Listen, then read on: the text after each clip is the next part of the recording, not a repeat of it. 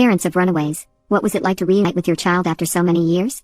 I have a son from my previous marriage. I became pregnant at the young age of 20 with my high school sweetheart. We got married at the age of 22, after we graduated from college. David was wealthy. He didn't want me to work, so I was a housewife. My son, Jacob, was the apple of my eye. I gave everything to him. He was my world. We were very close and I never doubted that I would not be alone in this world as long as I had him.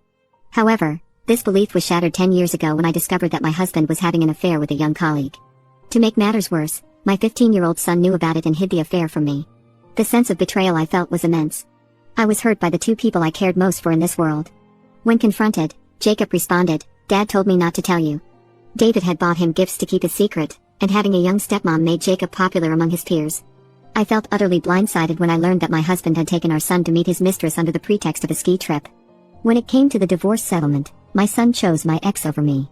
This left me heartbroken. My son didn't even want to visit me once everything was settled. I tried to reach out to him once he turned 18, but he refused. At that point, I gave up and moved on with my life. Over the years, I found myself wondering how he was doing, but I did eventually move on. I met a single father of 2 girls, we married, and I soon became pregnant again. The pregnancy was tough. I wanted to tell my son that he was going to be a brother to a baby girl. The labor was excruciating. I almost died on the spot after giving birth to my daughter. Despite everything, I still wanted to meet my son, but understanding that he didn't want to see me, I gave up on the idea. As the years went by, my memories of him faded as I immersed myself in my new family. But a week ago, I received a series of messages from him on Facebook. He said that he missed me a lot and wanted to meet up with me. His sudden contact took me by surprise. He hadn't reached out to me in the last 10 years and now he wanted to see me. Why? I mulled over every possible reason, but what troubled me most was that I did not feel excited about it. As a mother, I felt I should be thrilled, but I wasn't. My parents and husband noticed this. They urged me to meet him, insisting that I needed closure as he was still my son. But I wasn't sure if I wanted to relive that trauma. A few months later, I decided to meet my son after all these years. He was no longer a boy, but a man. He seemed much bigger than I remembered. Perhaps he was there to tell me about his life or reconcile. Or perhaps he wanted something from me. Regardless, I decided to stay guarded. I arranged to meet him in a public park and asked my husband to be nearby. My son arrived 5 minutes after I did. He was all grown up. I had to fight back tears. He greeted me and I responded with a smile. I remarked on how he had grown up and how good he looked. He just nodded. We sat in silence until I finally asked what he'd been up to. He told me he was doing fine, that he'd finished college and was planning to apply for grad school. I said that was great, and then there was an awkward silence. He broke it by saying, "You must be wondering why I contacted you." I responded, "For 10 years, you haven't tried to contact me. Why now? I can't help but wonder why you're trying to contact me when you told me years ago that you didn't want me near you because I embarrassed you." His face turned serious, and he said, "I know, but I need something from you." Many of my friends and family members believed he had contacted me because he needed money. They were right. He asked me for $20,000, saying he needed the money to attend law school. His father couldn't afford it as he had lost a lot of money a few years back due to business losses and his company had gone bankrupt. He also had 3 more children with his mistress-turned-wife, which further strained their finances. This revelation broke my heart. After 10 years, we were finally meeting, and I was hoping for reconciliation, but instead, he just wanted money from me. I told him I couldn't give him such a large sum. He became defensive and asked why not.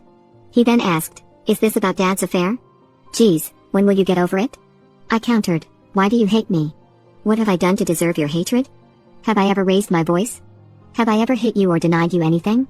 Why have you always pushed me away when I try to get closer to you?" He sighed deeply and said, "You don't understand, Mom. You really expected me to come with you? You had nothing.